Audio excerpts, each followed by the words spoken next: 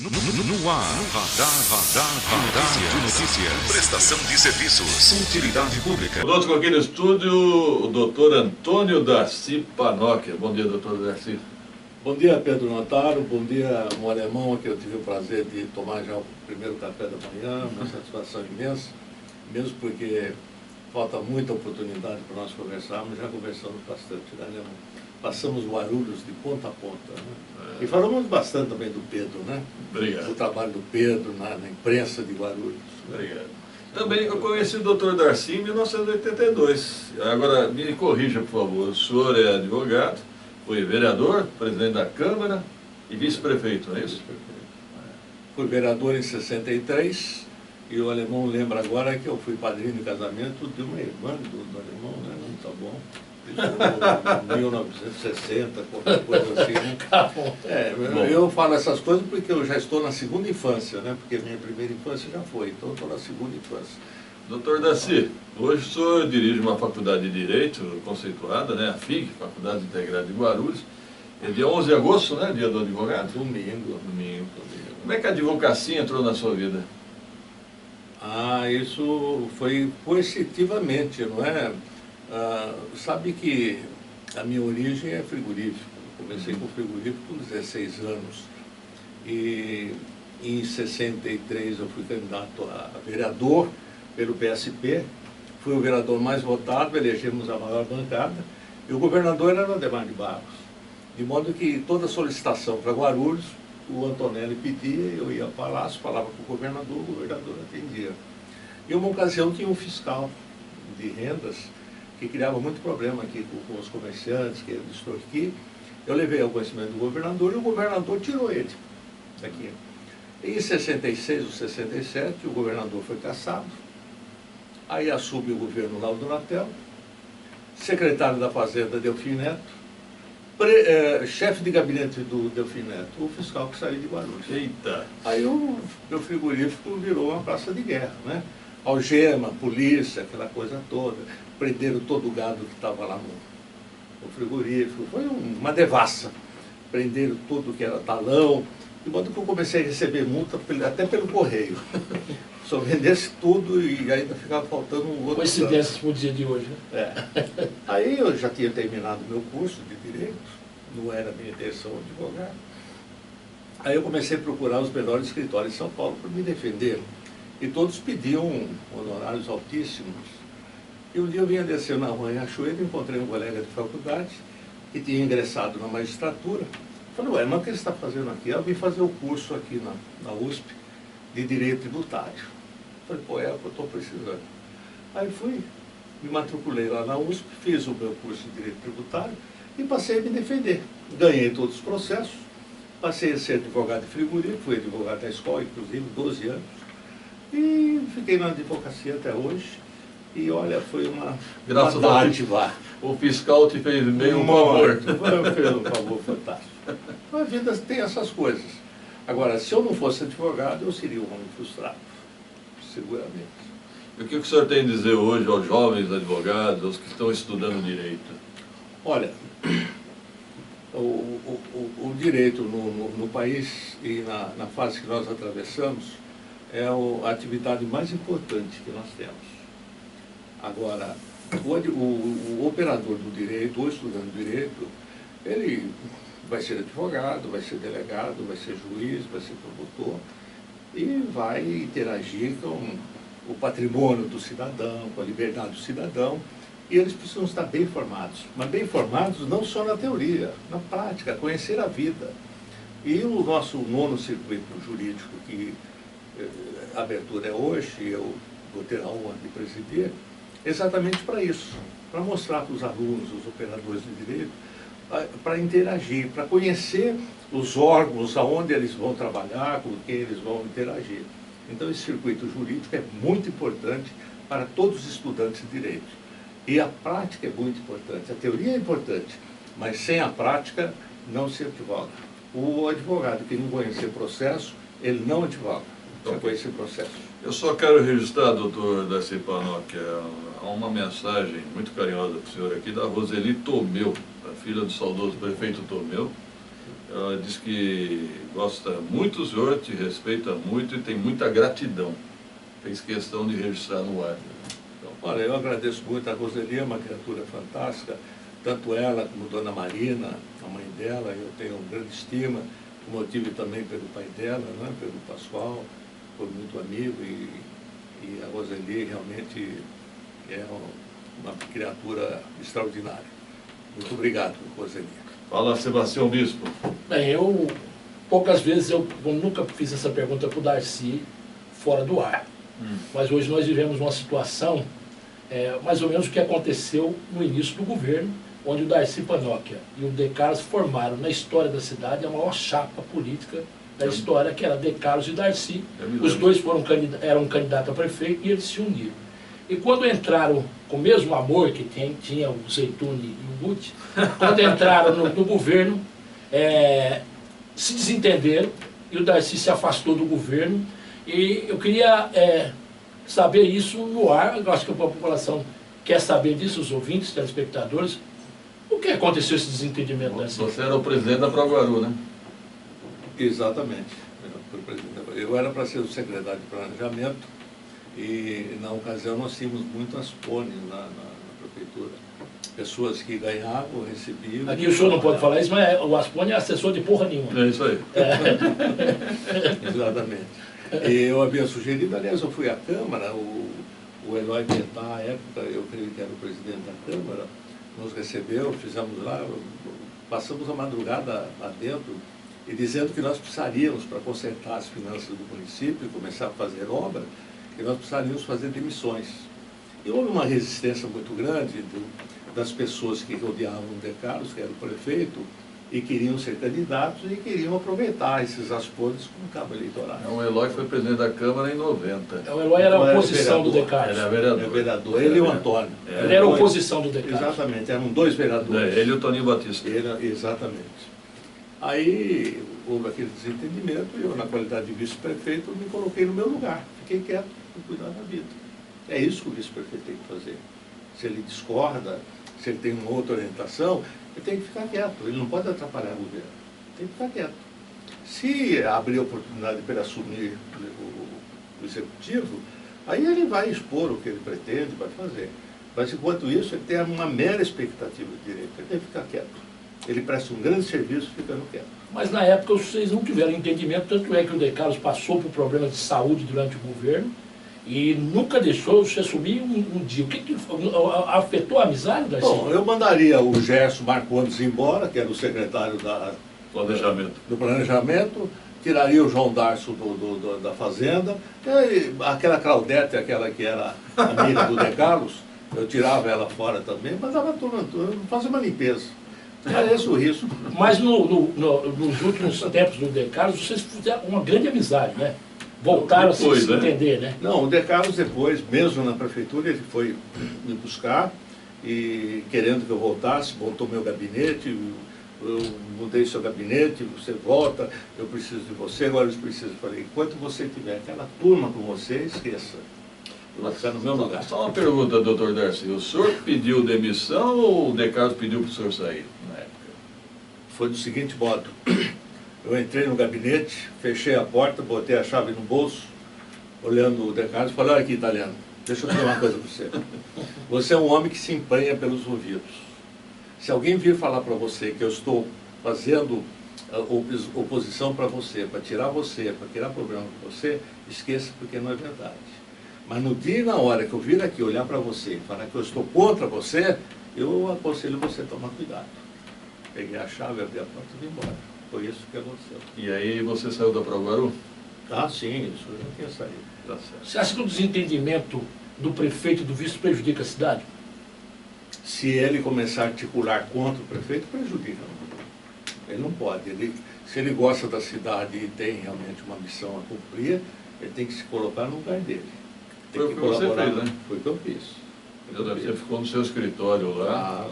É a obrigação. Né? Eu me lembro que uma vez entrevistei o Darcy nessa época, ele disse, se eu assumir, eu demito todo mundo.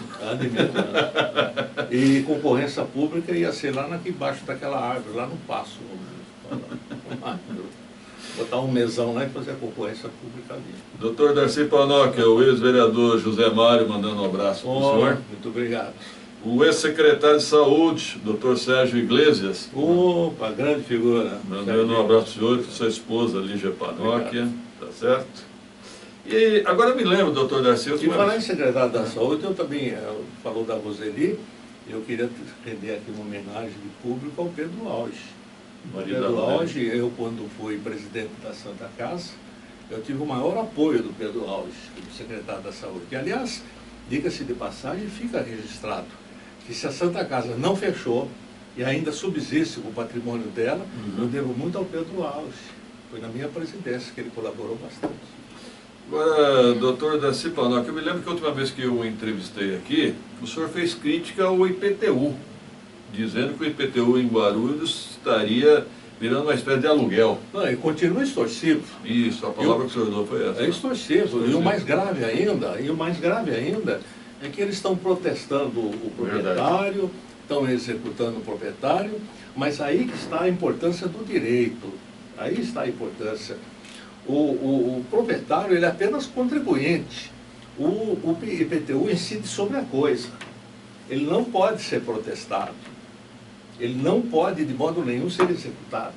Tem que executar o imóvel, tem que penhorar o imóvel. Não o cidadão. Não o cidadão, ele é contribuinte.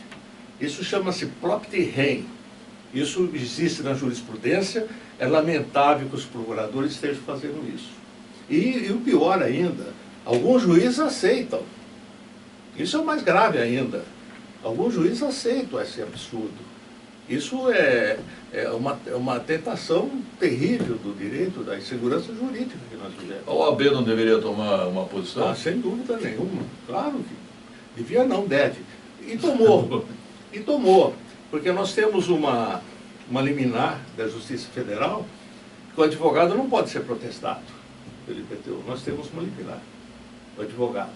A OAB impetrou o mandado de segurança desse tipo que nós temos. Somente advogado? Só advogado, foi a classe. Assim como os sindicatos metalúrgicos poderiam fazer o mesmo, as representações de classe poderiam fazer o mesmo. Aliás, deveriam fazer.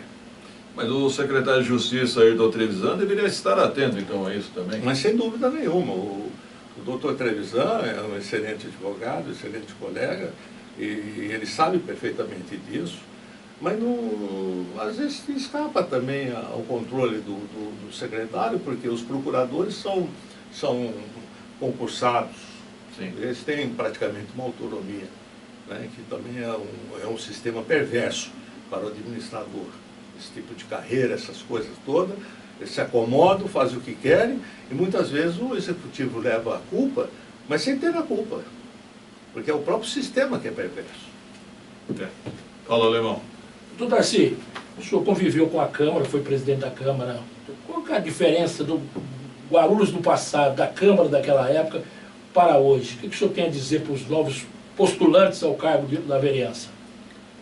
Olha, é difícil fazer uma comparação de coisas desiguais, não é? Você só pode comparar coisas próximas, coisas... Agora, Guarulhos, da minha época, da Dom Pedro II, que a Câmara era na rua Dom Pedro II, eu me lembro que quando o Banco Noroeste fez agência aqui na Praça Getúlio Vargas, o comentário lá embaixo na rua Dom Pedro, mas quem é que vai no banco agora? Lá em cima, naquela lordura. Então, veja o absurdo, né, que nós vivemos. Nós éramos 17 vereadores e tinha assim uma facilidade maior de uma convivência, né, com 17, é bem diferente de 35, né, e de diversas origens, etc. Aliás, em toda eleição surge vereador que nós nunca ouvimos falar, de repente num bairro aí surge o vereador. O senhor conhece todos os vereadores da cidade? Não conheço todos. É difícil hoje em dia. Não conheço. Quem foram os seus colegas vereadores? Moisés Zeraide, Muriel Sakamoto, Alfredo Nader, Aparecido Escaciano, Gasparino Romão, Moacir Mesquita, Renato Barbosa, Petito, Edgar Casal de Rei. Nós éramos 17. Tradicional, né? Nomes tradicionais aí, né? Não se ganhava e ficávamos discutindo até de madrugada coisas de interesse. Não tinha salário nenhum? Não, na época não. Só na legislatura seguinte que veio. Aquela lenda de uma briga entre o Moril Sakamoto e o Petito é verdadeira? É verdadeiro. É verdadeiro? O Petito entrou armado no plenário. O revólver, é verdade isso. E o Moril mandou atirar? É verdade. O Moril, aliás, é um grande tribuno. O Moril Sakamoto, quando assume uma tribuna, é complicado. O Nader também era um bom tribuno, né? O Nader também. Aliás, eu me lembro que uma ocasião, o Reinaldo Canto Pereira, que era vereador em São Paulo, ele veio com o governador, ficamos amigos. Quando o governador veio aqui em Guarulhos, ele veio junto, ficamos amigos e ele começou a frequentar Guarulhos. E numa dessas ocasiões eu ia para a Câmara e ele foi junto comigo. Quando ele assistiu à sessão da Câmara, ele disse: olha, vocês têm vereadores mais competentes do que nós aqui em São Paulo, na capital. Na época, o Reinaldo que disse isso. Eu me lembro dessa situação do Petito, né? Acho que você estava nessa sessão de 1982, quando o Paulo Roberto foi eleito presidente da Câmara contra o Joel, e teve um desentendimento entre nós e gritaram: o vereador Petito está armado. Aí chamaram quem para verificar se ele estava armado? O capitão Queiroga, que era também vereador. Aí o presidente da Câmara falou: por favor, capitão Queiroga, verifique se o vereador Petito está armado. Ele passou a mão em cima do revólver assim e falou assim: pela ordem, senhor presidente, o vereador Petito não porta nenhuma arma. Hoje eu sinto vergonha dos absurdos. Nós tomávamos água de moringa, tinha aquela moringa de barro, e o Alain então pediu para comprar uma geladeira. Né? Aí eu fui contra a compra da geladeira, porque o dinheiro público não servia para essas coisas. Nós tínhamos que continuar tomando água de moringa. Né? As coisas mudaram bastante, né? Infelizmente. O senhor foi vereador e quem era o prefeito? Mário Antonelli. Mário Antonelli. E o Mário Antonelli, numa ocasião, ele não queria que o Ribamar fosse presidente da Câmara, aí o Ribamar também era colega. O Mário Antonelli estava certo. Ele não queria que o Ribamar fosse. Eu já tinha assumido o compromisso que eu votaria no Ribamar, não obstante todo aquele coro que ele fazia. E eu mantive o meu compromisso. Aí o Mário Antonelli me chamou para uma reunião no gabinete, eu fui, estava o Ranalho e o Mário Antonelli. E ficamos conversando, era dia de sessão de Câmara. De repente o Mário Antonelli saiu, eu fiquei com o Ranalho, daí a pouco o Ranalho também saiu. Aí quando era mais ou menos umas 19 horas, eu vi que eu estava trancado no gabinete, para não botar no Ribamar. Me deixaram no gabinete. Literalmente trancado. Trancado no gabinete, para não botar no Ribamar. Mas eu consegui sair, fui e voltei para o Rio. Bom, e como é que você observou depois do De Carlos, né? Veio o Thomeu. Como é que você observou o governo do Thomeu? Olha, o Thomeu foi um homem que ele quis bem de Guarulhos. Lamentavelmente ele não escolheu bem os companheiros, né? Aliás, olha, executivo é isso daí, sabe? Precisa tomar muito cuidado, né? As pessoas vêm, rodeiam e engana muito o administrador. Se ele não tiver uma experiência firme, segura, ele se deixa levar. E o Thomeu também se deixou levar, sem dúvida nenhuma. Esse conselho serve para o prefeito Guti também? Ah, mas não tenha dúvida. Não tenha dúvida. Serve. Aliás, eu disse para ele, se ele não der umas batidas na mesa e falar alto, todo mundo vai falar não, né? Todo mundo fala não pode. Falta verba. Para limpar a cidade não precisa de dinheiro. Para plantar árvore não precisa de dinheiro, não é? Para tampar buraco não precisa de dinheiro. Não é? Verba, só se fala em verba. O governo do Estado fala em verba, o governo da União fala em verba, a Prefeitura fala em verba. Não precisa. Não há necessidade, dá para fazer muita coisa. Bota essa turma para trabalhar. Doutor Darcy, o senhor não fez parte do SAAI?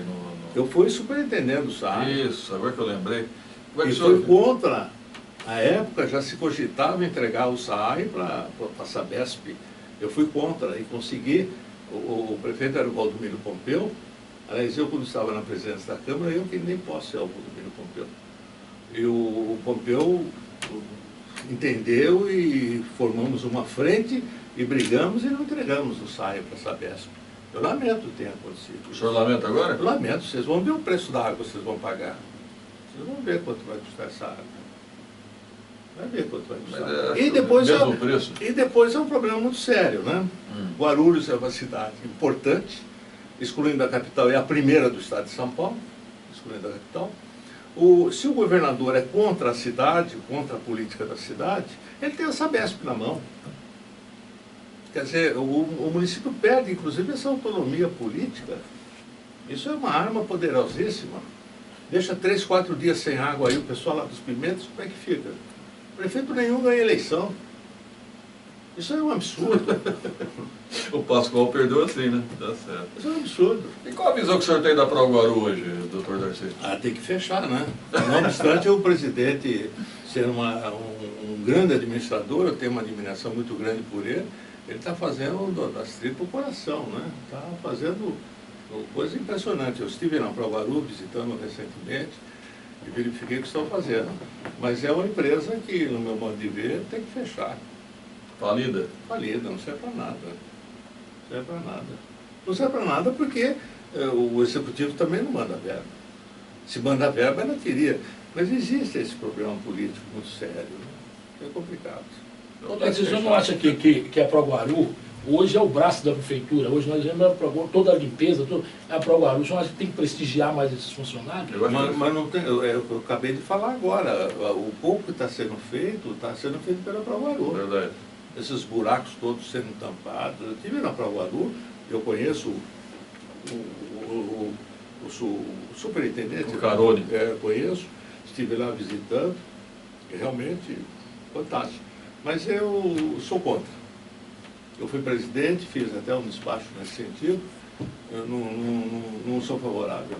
Qual seria a melhor solução? A prefeitura contratar diretamente?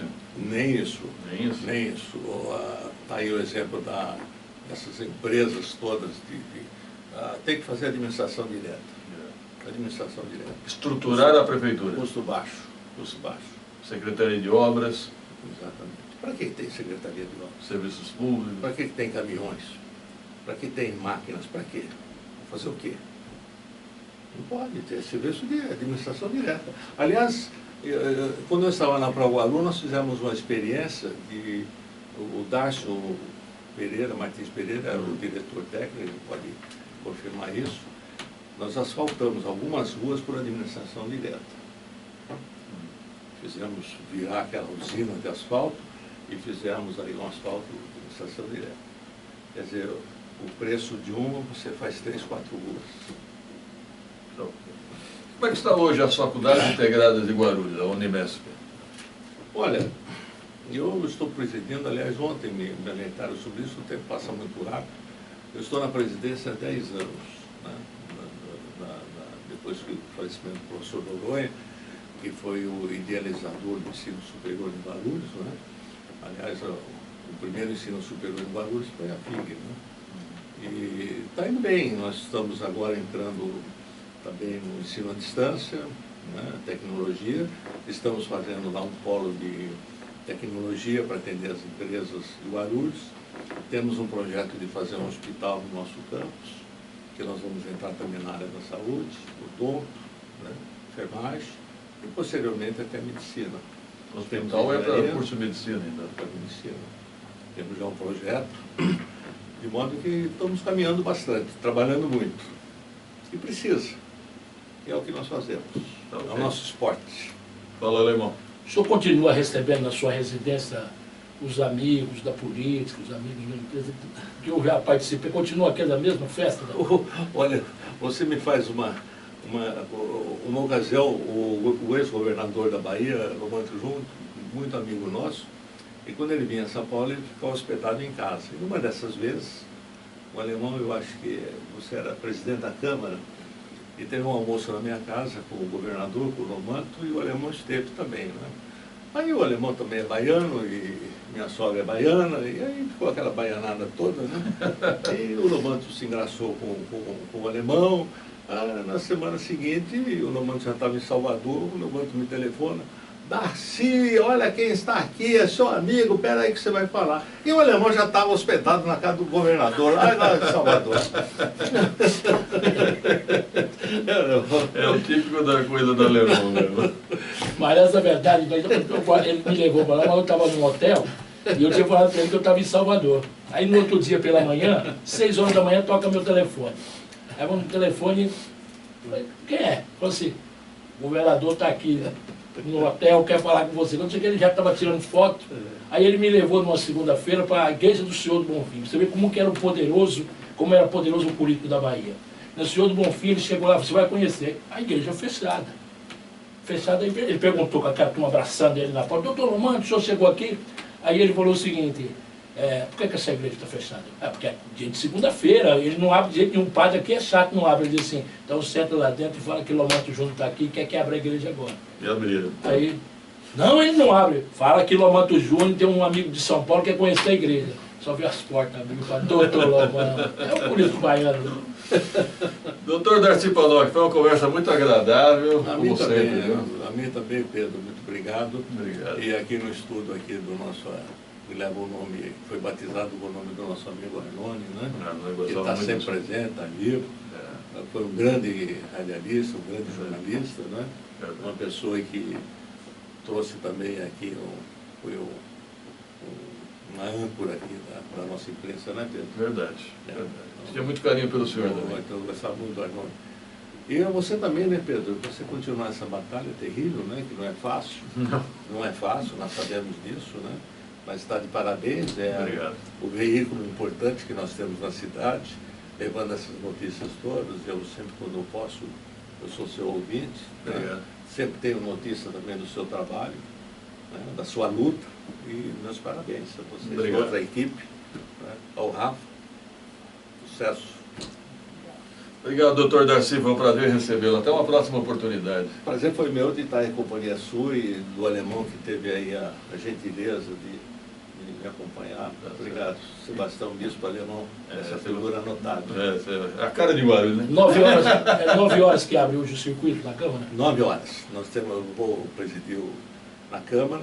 Esse circuito tem uma importância muito grande para os operadores do direito, os estudantes, que vão interagir com os órgãos onde eles vão precisar trabalhar, não é? Que é Fórum, Justiça Federal, Justiça Estadual.